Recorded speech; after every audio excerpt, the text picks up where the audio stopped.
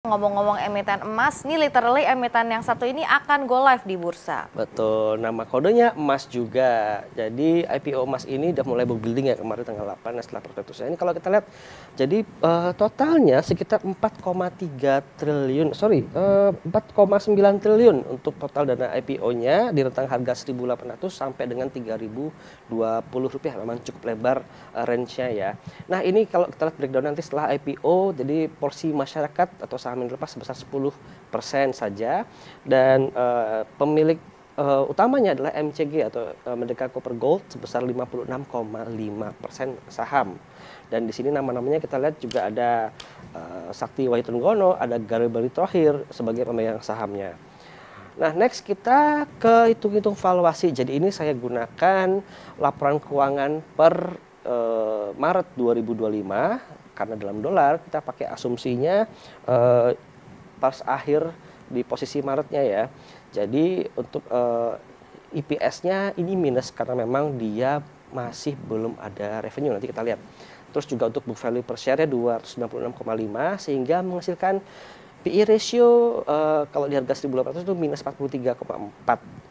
Dan kalau di harga 3.020 di minus 72,4. Oke, kita jangan lihat dulu. Nah, kita lari ke PBV. PBV-nya di rentang 6,1 sampai dengan 10,2 kali dengan potensi rehan dana di 2,9 triliun hingga 4,9 triliun rupiah. Nah, lalu ini kita lihat posisi laporan keuangan. Nah, yang menarik ini di bawah ya. Kalau dilihat memang 2023 dulu ada pendapatan, tapi ini dari sewa alat berat ya kepada anak usahanya, dan itu 2025 dieliminir sehingga sama sekali tidak membukukan pendapatan. Kenapa? Nanti kita lihat lagi.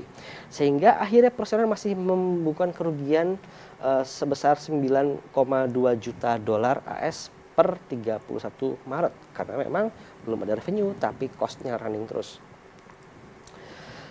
Terus ini adalah anak usaha perseroan yang menjadi bisnis intinya nanti ya, ada PBT. PBT ini adalah pandi tambang ya, jadi ini tambang emasnya. Terus ada PETS, Puncak Emas Tani Sejahtera, ada PBT dan ada ya betul sama GSM dan MMI. Jadi utamanya ada di PBT sama PETS ini yang akan memproduksi emasnya. Nah, untuk alokasi dana IPO-nya, seandainya kita asumsikan menggunakan harga penuh di 3.020, maka akan diperoleh hasil IPO sebesar 4,9 triliun rupiah. Nah, alokasinya 6,7% akan digunakan untuk setoran modal kepada anak usahanya, Pani bersama tambang. Kira-kira jumlah itu 328,4 miliar rupiah ya.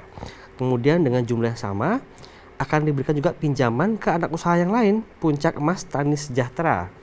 Nah, sisanya nih menurut dari prospektusnya akan digunakan untuk pemberian hutang kepada induk usaha Merdeka Copper Gold. Kalau kita hitung kira-kira jumlahnya nyaris 87% atau sekitar 4,2 triliun rupiah. Jadi itu yang perlu diperhatikan untuk alokasi dana IPO-nya. Oke, ini tadi untuk IPO emas. Jadi kalau kita lihat prospeknya memang masih menunggu ya emasnya berproduksi. Buat yang pengen memanfaatkan momentum ini harga emas lagi tinggi Glenda ya, jadi ya mungkin silakan. Tapi buat yang masih ngitung-ngitung mungkin lebih mementingkan faktor risiko, mungkin bisa wait and see dulu sampai mereka nanti mulai berproduksi emasnya itu Glenda.